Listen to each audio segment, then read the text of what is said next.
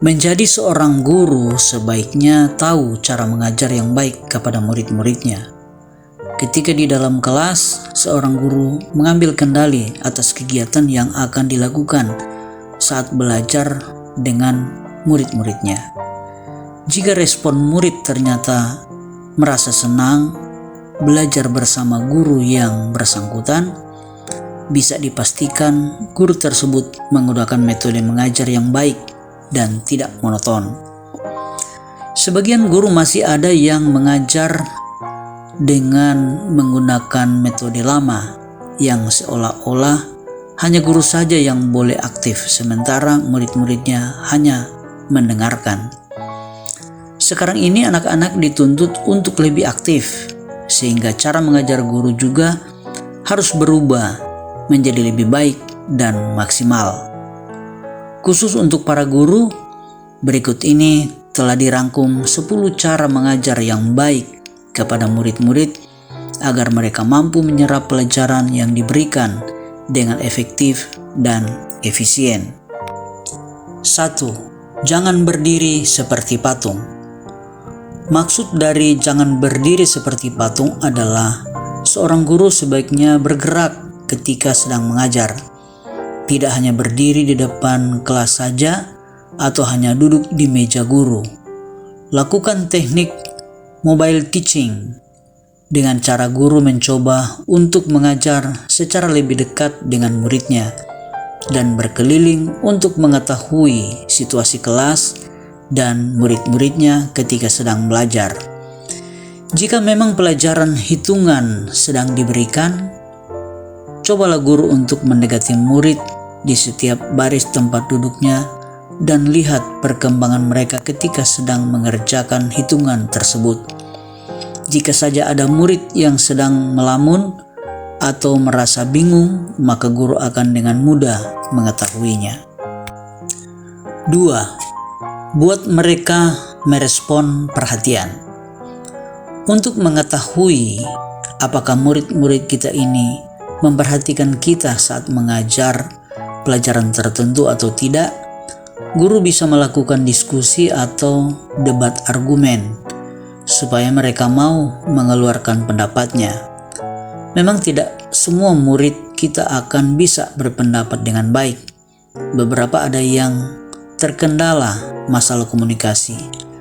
Namun apapun respon mereka, pancing terus mereka untuk berpendapat dan hargai setiap pendapat yang mereka lontarkan. Selain materi pembelajaran dapat mudah mereka pahami, kita juga mengajarkan mereka untuk berani berbicara dan menerima pendapat orang lain. Hal ini merupakan dasar komunikasi yang baik untuk bekal murid-murid kita di masa depan. 3. Lakukan variasi. Melakukan variasi dalam metode mengajar ternyata akan berpengaruh positif terhadap pemahaman murid-murid kita. Bisa dibayangkan jika yang terjadi di kelas adalah hanya berbicara saja dan mendengarkan tanpa ada yang bertanya, maka pemahaman pelajaran akan terasa lebih sulit. Cobalah untuk membuat variasi ketika mengajar. Sebelum masuk ke inti pelajaran, di awal cobalah untuk lebih rileks dengan menyanyikan lagu, yel-yel kelas, agar belajar tetap semangat. Guru juga bisa menyisipkan games dalam setiap pelajaran yang sedang diberikan, asalkan games ini berhubungan dengan mata pelajarannya. Lakukan lebih banyak diskusi dengan murid-murid kita agar mereka aktif dan lebih memahami subjek pelajarannya. 4. Berikan perhatian. Mengajar bukan saja memberikan materi pelajaran untuk murid-murid kita agar mereka mengetahui dan mempelajarinya, mengajar juga harus memperhatikan keadaan murid-muridnya. Jika kembali ke masa sekolah dulu, biasanya sang guru akan memperhatikan siswa-siswa tertentu saja, seperti siswa yang paling sering bolos, yang paling pintar, paling cantik, dan lain sebagainya. Predikat inilah yang bisa membuat guru sangat mudah mengenali satu persatu muridnya. Sebaiknya berikan perhatian kepada seluruh murid. Tiap murid memiliki talenta dan karakter yang berbeda, maka ketahuilah satu persatu dan dukung mereka agar bisa berkembang menjadi lebih baik. 5. Memaksimalkan teknologi. Sekarang sudah serba canggih, metode mengajar kita juga harus disesuaikan dengan teknologi yang ada agar mengajar semakin mudah. Manfaatkan komputer, laptop, tablet, dan lainnya untuk digunakan murid-murid dalam mempelajari sesuatu subjek. Agar tidak bosan, ubahlah textbook pelajaran menjadi bentuk gambar atau audio. Dengan begini murid akan menemukan sesuatu yang dianggap baru dan menyenangkan. Memanfaatkan teknologi tertentu akan selalu berkaitan dengan internet. Saat ini ada banyak website edukasi yang akan memberikan pengetahuan tentang mata pelajaran yang sedang murid-murid bahas bersama gurunya ini. Mereka bisa mengakses video pembelajaran atau membaca artikel terkait untuk membuat mereka lebih paham. 6. Interaktif. Cobalah untuk menggunakan metode belajar yang interaktif dengan murid-murid kita. Seorang guru memang menguasai materi pelajaran yang akan diberikan kepada anak muridnya. Namun perkembangan anak juga harus kita pikirkan. Mereka akan banyak memiliki rasa ingin tahu tentang sesuatu, terhadap tentang isu yang mungkin sedang dibahas pada mata pelajaran tertentu. Berikan kesempatan mereka untuk bertanya seputar pelajaran yang dibahas. Guru bisa mengawali dengan menceritakan kisah pendek terkait pelajaran tersebut.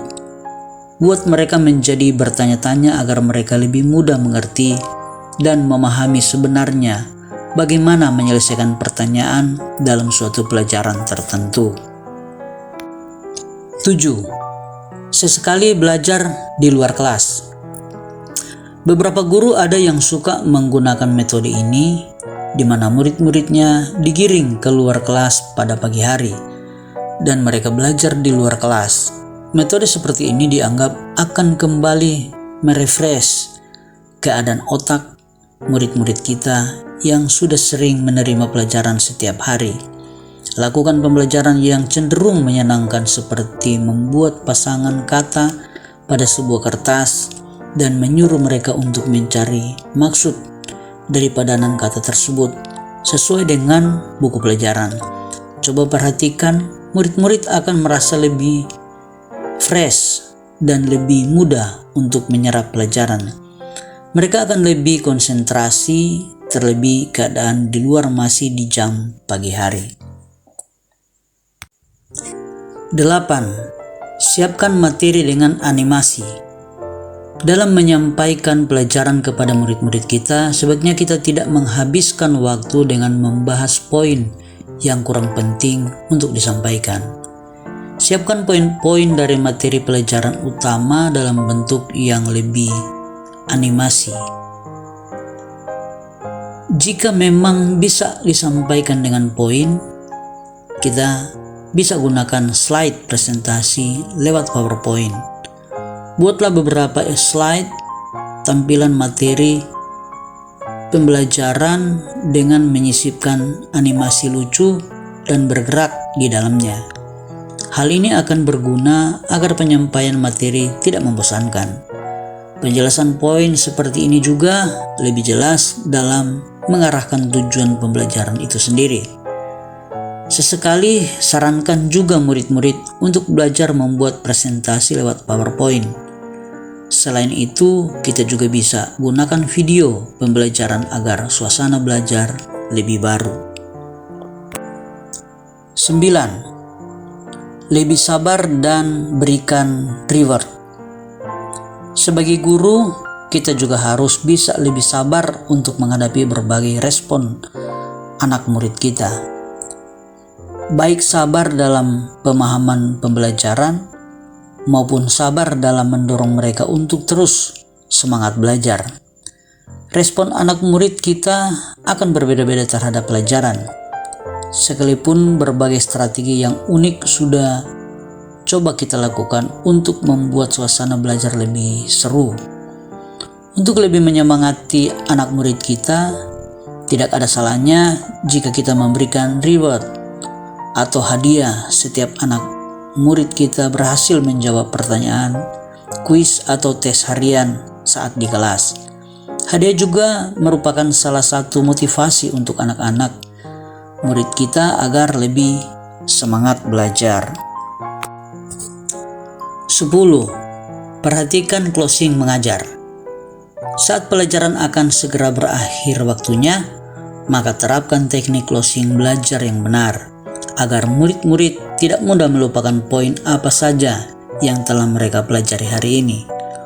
Ulangi kembali poin pembelajaran tadi secara garis besar agar murid-murid kita tetap mengingatnya dan juga mulai memahaminya. Setelah itu, coba untuk menarik kesimpulan dari pembelajaran tersebut agar bisa melanjutkan ke materi selanjutnya secara teratur. Murid akan tetap mengingat materi sebelumnya jika teknik closingnya seperti ini. Beritahukan tentang materi yang akan dibahas selanjutnya di pertemuan berikutnya. Sarankan murid-murid untuk membaca poin penting pelajaran berikutnya sebelum kelas dimulai. Menjadi guru yang baik tidak mudah, karena kita memiliki tanggung jawab untuk menyampaikan materi pelajaran kepada murid-murid kita. Serta kewajiban kita selanjutnya adalah membuat mereka memahami tujuan pembelajaran tadi agar mereka lebih cepat memahaminya. Respon murid terhadap pelajaran tentu berbeda-beda. Oleh karena itu, kita harus menggunakan metode belajar yang lebih baru dan modern agar murid-murid betah karena gurunya melakukan cara mengajar yang baik. Demikianlah 10 cara mengajar yang baik dan benar untuk guru di sekolah. Semoga bisa memberi pencerahan untuk metode belajar baru yang lebih menyenangkan.